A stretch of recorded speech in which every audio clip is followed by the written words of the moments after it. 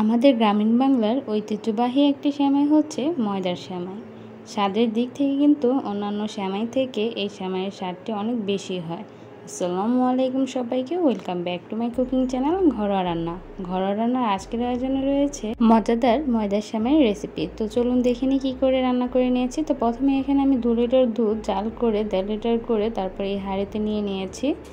দুধটি প্রথম অবস্থায় একটু জাল করে নিলে ভালো হয়। তো এই জাল করা দুধে এখন দিয়ে দিচ্ছি 2টি এলাচ, দিয়েছি একটি দারচিনি দেওয়ার ফুটেজটি কোনো কারণে স্কিপ হয়ে গিয়েছে। তারপর দিয়ে দিচ্ছি একটা তেজপাতাটা ছিঁড়ে তারপর দিয়েছি। এবার আমি দিয়ে দেব সামান্য একটু লবণ। যে কোনো মিষ্টি জিনিসের ক্ষেত্রে কিন্তু একটু লবণ দিতে হয়। যেহেতু এখানে আমি দুধটি আগে থেকে জাল করে নিয়েছিলাম, সেহেতু এই পর্যায়ে এখন দিয়ে দেব ময়দার সেমাই। এই ময়দার সেমাইগুলো কিন্তু আমি বাসায় বানিয়েছি, তার একটি রেসিপিও কিন্তু আমার চ্যানেলে রয়েছে, চাইলে দেখে নিতে পারেন, আমি ডিসক্রিপশন বক্সে দিয়ে দেব।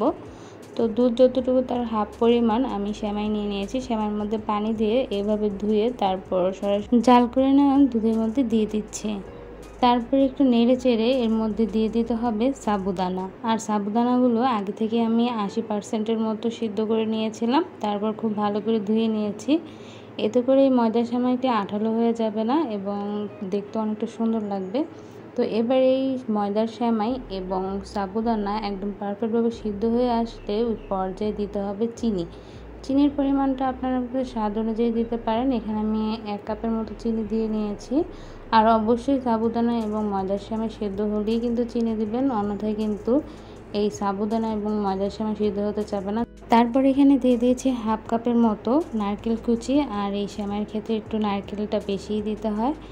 এবার কিছুক্ষণ জাল করে নিয়ে এই সেমাইটিকে নামিয়ে নেব। এই সেমাইটি কিন্তু নামিয়ে নেওয়ার পর আরেকটু ঘন হবে, আর ঠান্ডা হওয়ার পর কিন্তু এই সেমাইটি খেলে কিন্তু আরও বেশি ভালো লাগে।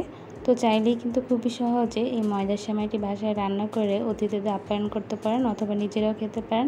তো রেসিপিটি ভালো লাগলে অবশ্যই আমার ভিডিওতে লাইক দিবেন এবং আমার সাথে থাকবেন। আল্লাহ হাফেজ।